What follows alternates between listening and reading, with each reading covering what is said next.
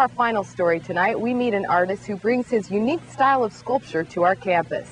It's this week's Look at the Arts.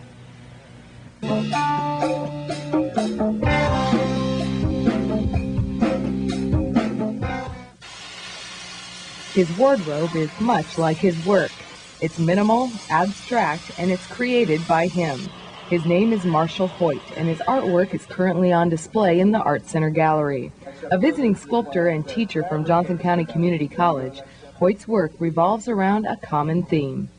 The current work that's in Warrensburg is really a kind of an experiment for me, in so much that in the past my work has always been kinetic. So it always moved, it always did something, and it had a kind of life of its own. Well, this work in Warrensburg is very static, and it's very object-oriented, which I'm not used to. But I think that the main reason I'm doing the work that you're seeing in the gallery, the Art Center Gallery, is because I'm kind of investigating structure, and not only structure on the most obvious level, which would be a building, but molecular structure, the structure of the universe, just how things are simply put together. I'm trying to develop, I guess, a language for myself that I can build my sculptures out that help me better understand how things are put together. So units start to become pretty important. That's why I, chose that fork form, because I chose the fork form out of happenstance. I was working in the body of work that had to deal with antennas. I was building kinetic sculptures that reflect, long, tall, radar dish, antenna-like devices. I was trying to mimic machines. And what I found was, in that kind of inspection of machines and in relation to my art, I found the divining rod, and I actually worked with a dowser, and I can't work one, but he can and helped me. We did it together. It was really an interesting experience, but I really kind of latched onto the divining rod as an antenna, as a receiver for information coming up from the ground, finding water or minerals or whatever. And I thought it was really interesting because it was kind of like a voodoo tool. Only certain people could use it and get it to work right, and it had to be a certain wood. And I really thought that was an attractive, romantic idea for this weird tool. And so I started applying that to my work and using the divining rod in that respect, like trying to make the divining rod do things it didn't do, and make it be used in a way it wasn't used normally. And then it kind of just continued into this body of work, which is at the Art Center, in so much that the individual units are all still divining rods, but their function really centers around my inspection of molecular bonds. Because when you look at molecular bonds, that fork form occurs everywhere. And that fork form also occurs in crystals. It occurs in the human circulatory system. It occurs in trees. It occurs in clouds, the constellations in the sky. So there's this really massive scale difference. You can go from the molecular to the macro very quickly in relationship.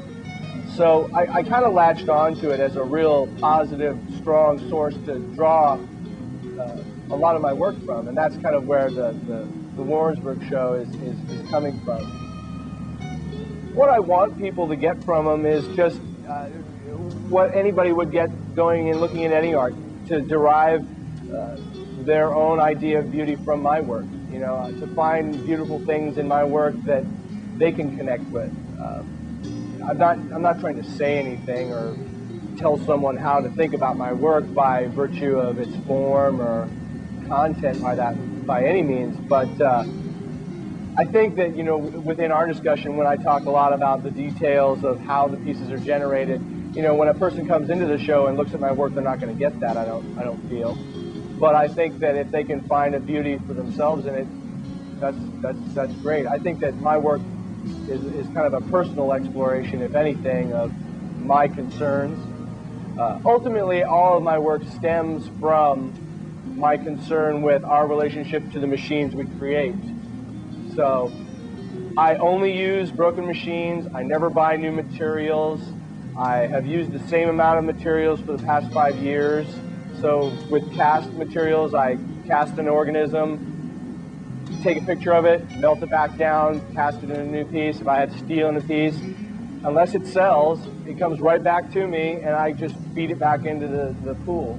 So Well, I'm going to show you in a minute. I'm going to show you how Scorpius was actually created, and it uses a very primitive casting method, and it's very spontaneous. So I can get an object like instantly and get it cooled and almost use it within minutes.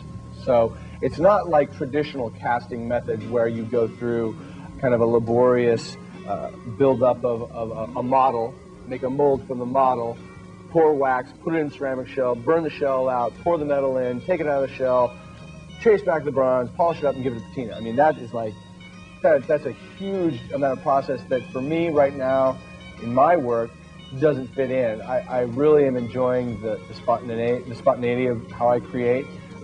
I think that